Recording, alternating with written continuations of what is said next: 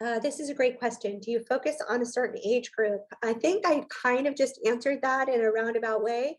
We are a parent-centric methodology.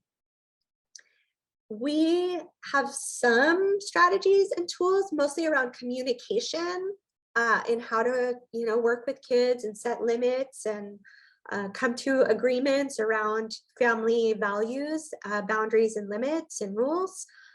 But primarily, we are a parent-centric program, which means we are basically a personal growth program for parents.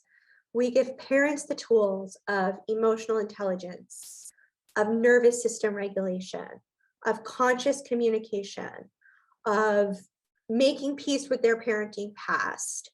And so therefore, it doesn't matter how old the kids are. Because when parents learn these new things, every relationship in their life changes, quite frankly. We hear all the time, to save my marriage.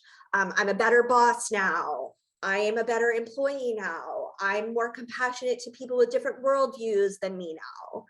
And so really, when we tell the truth, we're a personal transformation program, personal growth parent for parents, and that evolves the behavior of children. And here's the crux, you guys. Let me tell you why.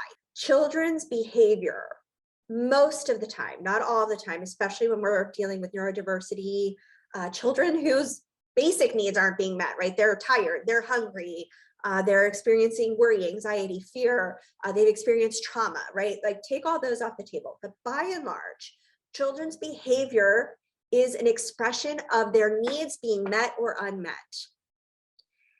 Now, needs are different than wants, right? So people will hear that and they'll say, well, that's going to raise entitled kids. We don't give children everything that they want, right? It's not about we're in Target and they want the toy truck and we're just going to give it to them because we're peaceful parents.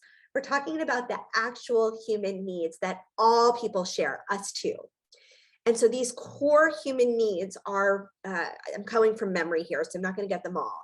Safety, right? Are we safe emotionally, physically, spiritually? Significance.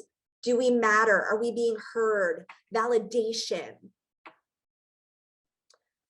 Contribution. Are we being of support to others? Growth. Are we growing as a human being? Every person has these common needs. So when a child's authentic human need is being met by their parent, they don't have to behave to get that need met.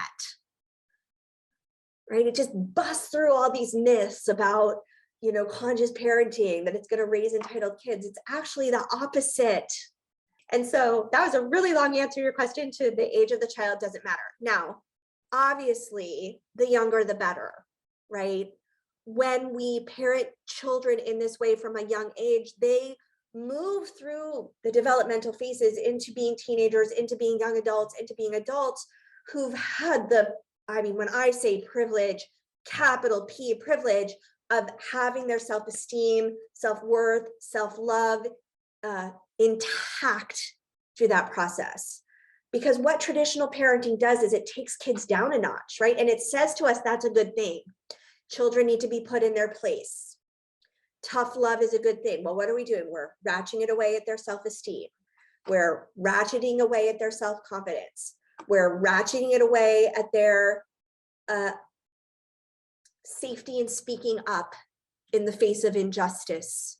And we're just, and so then they become teenagers, and of course they rebel because they've been being squished and diminished. Right now, it's never too late. We can set them free at any moment.